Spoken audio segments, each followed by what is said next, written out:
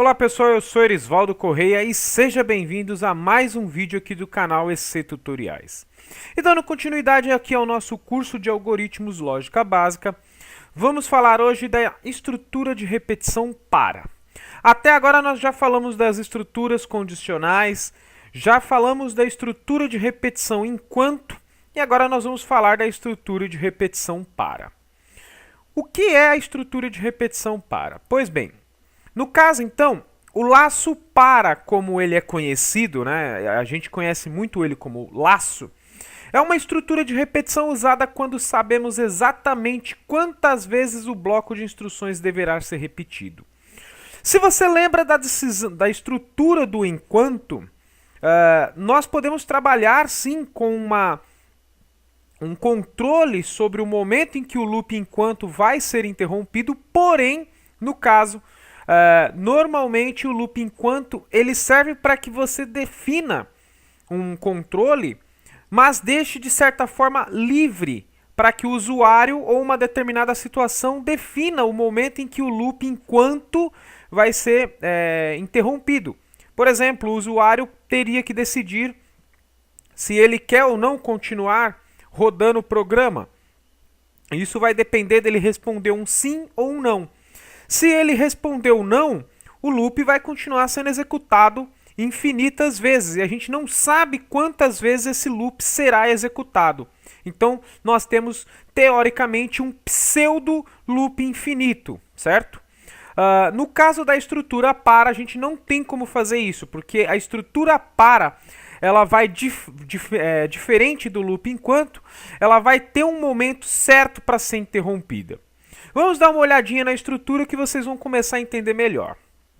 Essa estrutura eu coloquei com umas cores diferentes, porque nós temos algumas variantes aqui, certo? Então, a estrutura base é colocar para, e aí a gente vai definir uma variável de controle. Ou seja, eu também preciso ter um controle da minha estrutura.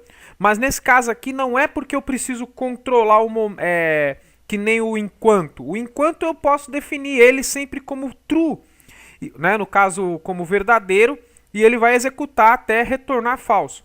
Mas no caso da estrutura para eu preciso inicializar em algum momento. Então eu tenho uma variável que vai receber o meu ponto de início.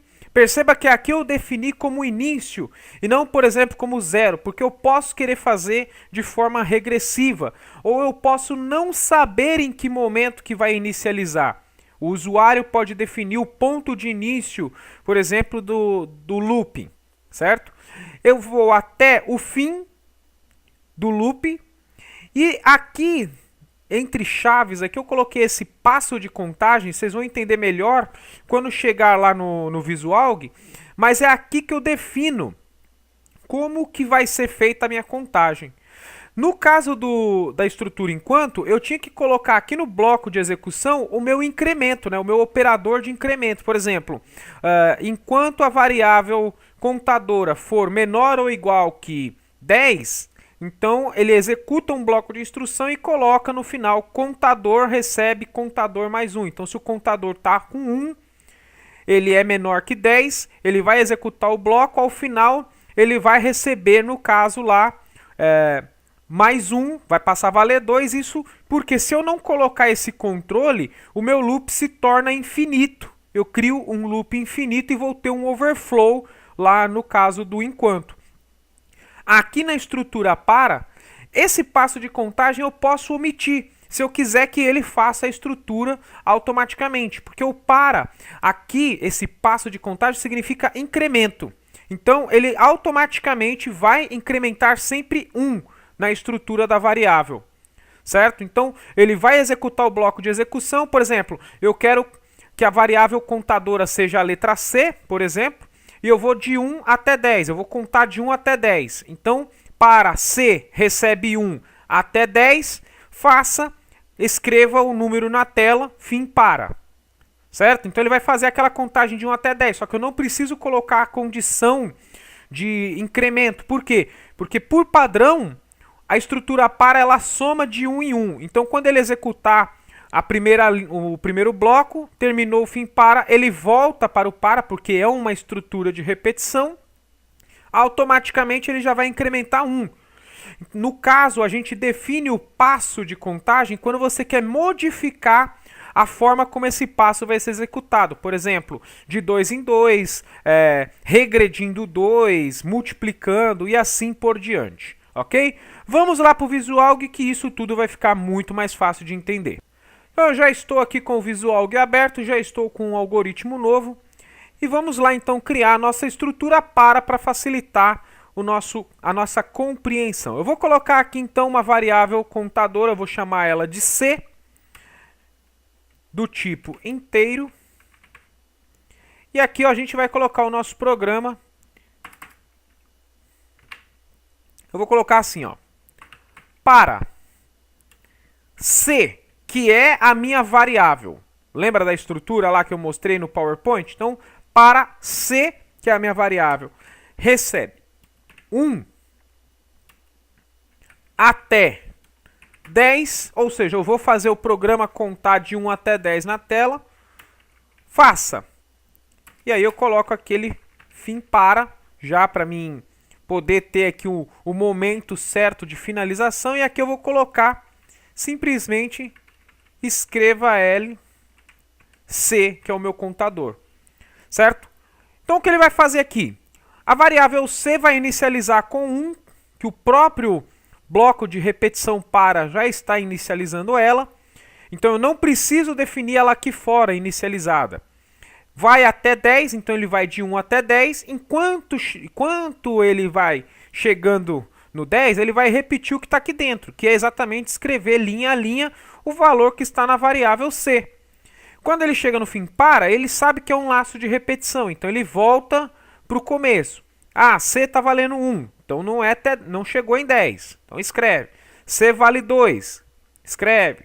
Quando C valer 10, ele vai escrever, vai chegar aqui no escreva L, escreve o 10, chegou no ele volta, ele vai automaticamente incrementar 1 a variável C, ela vai estar valendo 11, só que 11 é superior a 10, então ele sabe que é para encerrar aqui o bloco de execução, e aí a gente pode colocar aqui um escreva L, e a gente coloca ali fim de programa. Certo?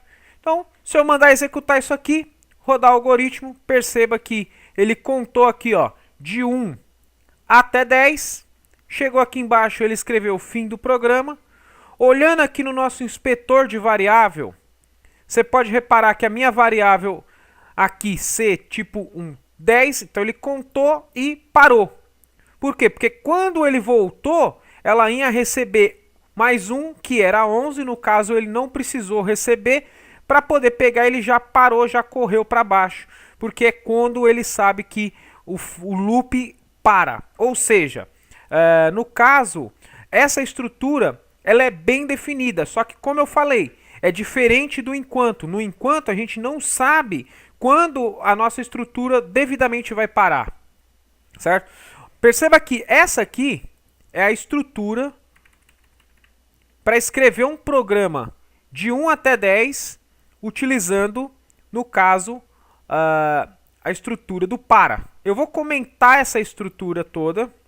Para comentar, basta eu adicionar as duas barrinhas aqui. Vamos comentar o nosso código. E eu vou fazer aqui com vocês uma rápida revisão apenas da estrutura enquanto para vocês verificarem. Então eu preciso inicializar minha variável C, senão o meu enquanto não vai funcionar. Aí eu coloco enquanto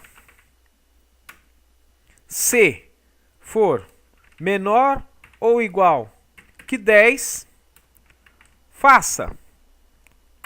Aí eu já coloco aqui o fim enquanto.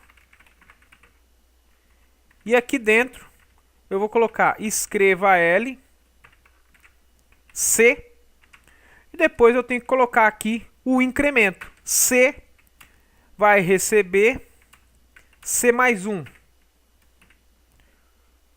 Então perceba que eu estou dizendo aqui, ó, aqui no caso, se eu retirar essa última linha, que era só daquele comando que serviu apenas para poder mostrar o momento do fim de execução, perceba que para eu escrever de 1 até 10 na tela, em eu utilizo 3 linhas. No enquanto, eu preciso utilizar aqui duas linhas a mais, que é a linha de operação de incremento e a linha de inicialização da minha variável. No caso do par, eu já tenho tudo colocado aqui dentro da própria estrutura, mas se eu executar isso aqui, ele vai funcionar do mesmo jeito, porém de uma forma mais simplificada, certo? Se eu remover aqui os meus comentários e mandar executar, rodar o algoritmo, perceba que eu tenho aqui, ó, de 1 até 10, as primeiras linhas de 1 até 10 é do para, depois aqui a minha linha de 1 até 10 é do enquanto, ok? E no caso daquele passo, o que seria aquele passo? Como vocês podem perceber, aqui o passo eu omiti, porque o passo está indo de 1 em 1. Eu poderia colocar aqui passo 1. Mas esse passo 1 está embutido já automaticamente no par. Então, ó, perceba que não muda. Mas e se eu quiser contar de 1 até 10, ou melhor, de 0 até 10, vou colocar aqui 0 até 10, ó. Vou rodar o algoritmo de 0 até 10, certo? E se eu quiser que ele conte de 2 em 2, apenas os números pares? Então aí, no caso, eu tenho que colocar o passo. Porque se eu não colocar o passo, eu não vou conseguir fazer ele contar de 2 em 2. Mas eu posso fazer aqui, ó, passo 2. E quando eu rodar o algoritmo, 0, 2, 4, 6, 8, 10. Ou seja, ele eliminou aqui os números ímpares porque ele está contando de 2 em 2, certo? E se eu quisesse fazer o contrário, se eu quisesse fazer ele contar de trás para frente, basta eu colocar o 10 no início, coloco o 0 no final, e aí no caso, aí sim eu sou obrigado, mesmo sendo de 1 em 1, a colocar o passo. Por quê? Porque em vez de eu estar contando para cima, eu estou contando para baixo. Eu estou fazendo uma regressão. Então eu não estou somando, eu estou tirando. Então eu coloco passo menos 1. E aí eu vou estar dizendo para ele, ó, vai começar em 10. A cada passagem que você fizer pelo laço, retira 1 da variável até ela chegar em 0. Então, quando eu executar o algoritmo, 10, 9, 8, 7, 6 e assim por diante. Posso fazer também passo menos 2, não tem problema nenhum.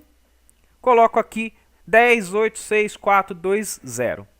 Certo? Aqui no caso, onde eu estou trabalhando os valores 10 e 0, por exemplo, eu vou colocar aqui, ó, passo 2.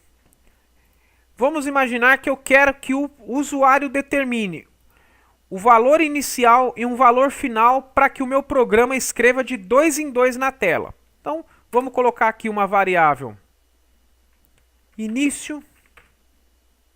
Não, início não. Vou colocar i de início e uma variável f de fim, também do tipo inteiro. E a gente vai pedir que o usuário diga quais são esses valores. Então, vamos lá. Escreva L. Digite um valor de início. Leia I, que é o início. Escreva L. Digite um valor de limite, que vai ser o nosso fim. E leia F, que é o nosso fim. E aí, no caso, eu vou determinar aqui, ó, que a variável C, contadora, ela vai receber o quê? O meu início. E aqui, o até vai receber o meu fim. Ok? Então, para o contador I, que é início, até F, que é o fim, passo 2. Porque no caso, aqui, apesar de eu ter que colocar o valor de início e aqui o valor de fim, eu estou definindo um valor inteiro que está dentro da minha variável. Então não tem problema eu colocar aqui uma variável em vez de eu colocar aqui o número específico. Se eu mandar executar, roda o algoritmo, digite um valor de início. Então eu quero que comece no 10. Qual é o valor limite? Eu quero que ele termine no 100. Quando eu der, ele vai escrever de 10, perceba aqui, ó, de 10 até 100, sempre contando de 2 em 2. Então, 10, 12, 14, 16, 18, 20. E eu posso colocar o passo aqui também. Então, se eu colocar aqui uma variável P de passo e coloco aqui, ó, escreva L, digite o valor do passo. E aqui eu vou ler o passo. Leia P. No caso, eu vou tirar o L aqui do escreva para que o que o usuário vai digitar apareça logo em seguida a escrita. Então, em vez de escreva L, a gente usa o escreva. E aqui no lugar do passo eu coloco o P. Vou mandar executar, rodar o algoritmo, digite um valor do início. Perceba que agora, em vez do meu cursor estar piscando aqui na linha de baixo, ele coloca exatamente à frente da minha frase. Vou começar a contar em 0, vou até 50 e o meu passo vai ser de 5 em 5. Então ele vai contar de 5 em 5. Quando eu der Enter, veja lá, 0, 5, 10, 15, 20 até os 50. Então eu posso utilizar aqui no meu comando para apenas variáveis 1, F e P, início, fim, passo, para definir a partir dos valores que o usuário coloque para mim. Ok? Eu espero que você tenha gostado dessa aula. No próximo vídeo vamos fazer alguns exercícios utilizando estrutura para, utilizando estrutura C e utilizando a estrutura enquanto. Vamos fazer como se fosse uma revisão, pois estamos chegando à reta final do nosso curso de algoritmos lógica básica e precisamos ter todos esses conceitos de estrutura, de decisão, de repetição e operações aritméticas básicas muito bem estruturadas, muito bem entendidas para a nossa reta final, ok? Se você gostou desse vídeo, deixa seu like. Se não é inscrito no canal, se inscreve para não perder nenhuma novidade. Até o nosso próximo vídeo. Um forte abraço. Fui!